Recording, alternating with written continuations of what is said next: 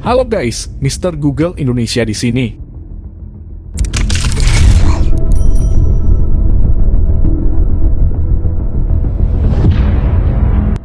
Sebagai pengayom masyarakat, beberapa anggota Polri malah terlibat dalam pusaran kasus kriminal. Bahkan ada yang berpangkat tinggi dan menjadi tokoh penting di lingkungan Polri. Nah, berikut ini 8 jenderal polisi yang terjerat kasus di Indonesia.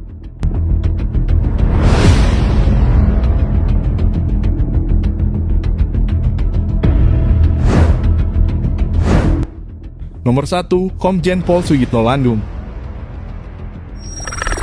Suyitno Landung adalah Kepala Satuan Reserse Kriminal Kepolisian Negara Republik Indonesia yang menjabat dari 2004 hingga 2005. Ia menjadi tersangka suap dan korupsi setelah menerima mobil Nissan X-Trail kelas ST atau standar senilai Rp247 juta dari Adrian Waworuntu, tersangka perampokan BNI. Adrian adalah rekan tersangka Maria Pauline Lumowa dari PT Brocolin Internasional yang sempat buron.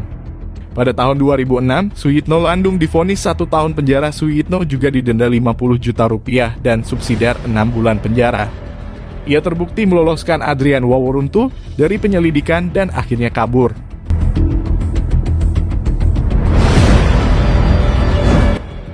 Nomor 2, Brigjen Pol Samuel Ismoko.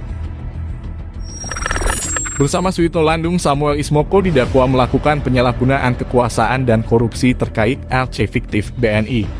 Ia juga menerima suap dari BNI berupa cek travel senilai Rp200 juta. Pada tahun 2006, ia divonis 1 tahun 8 bulan penjara dan denda Rp50 juta dan 1 bulan subsidiar atas kasus yang menimpanya. Setelah banding, Samuel Ismoko diberi pengurangan hukuman 5 bulan.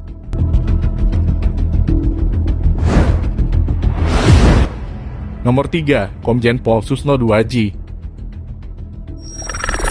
Pada 2008, Susno Duaji didakwa melakukan tindak korupsi.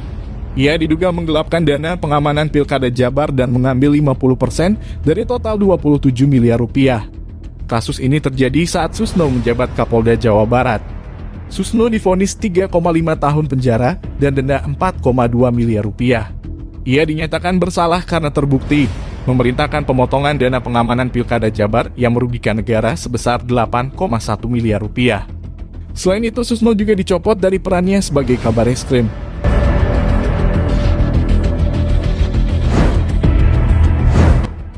Nomor 4, Irjen Pol Joko Susilo. Joko Susilo divonis bersalah atas kasus suap pembelian emulator SIM roda 2 dan 4 dari tim polisi lalu lintas pada 2011 saat menjadi Kepala Korlantas Polri. Kerugian negara akibat peristiwa ini mencapai Rp121 miliar. Hingga April 2013, KPK telah menyita sekitar 40 properti dari Joko, dari harta bergerak dan harta tidak bergerak, dan Joko divonis 10 tahun penjara. Jika naik banding, hukumannya 18 tahun penjara dan denda Rp1 miliar dan uang pengganti Rp32 miliar.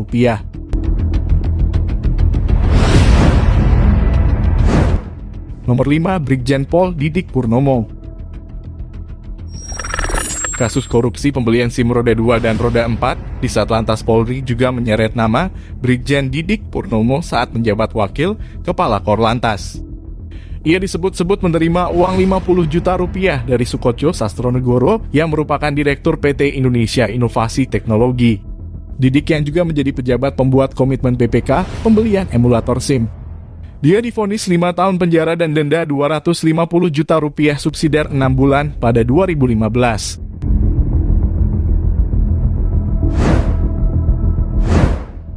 Nomor 6, Brigjen Pol Prasetyo Utomo. Mantan Kepala Badan Koordinasi dan Pengawasan Badan Reserse Kriminal Bareskrim, Prasetyo Utomo, tersandung kasus pemalsuan surat jalan dan pemalsuan dokumen atas nama buronan korupsi Joko Chandra. Sebelum ke pengadilan, Polri terlebih dahulu mencopot Prasetyo dari jabatannya. Pada tahun 2021, ia divonis 3,5 tahun penjara oleh Pengadilan Tipikor Pusat di Jakarta. Akhirnya, Mahkamah Agung menyatakan PK Prasetyo dan mengurangi hukumannya menjadi 6 bulan penjara pada April 2022.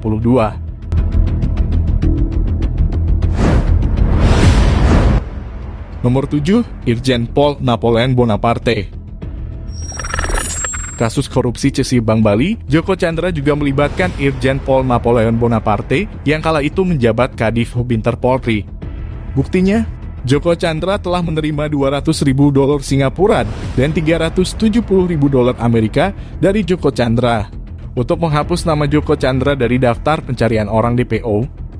Pada Maret 2021, Napoleon Bonaparte divonis 4 tahun penjara, denda Rp100 juta, subsidiar 6 bulan kurungan.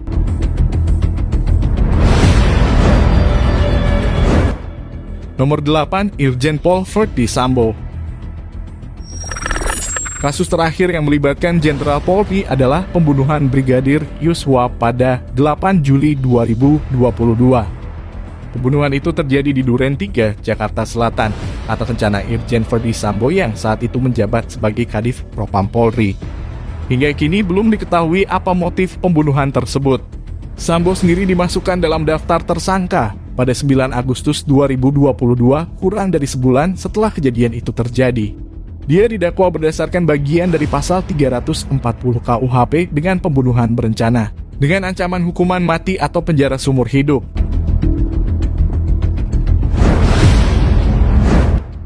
Nah, itulah tadi para jendela polisi yang terjerat kasus di Indonesia.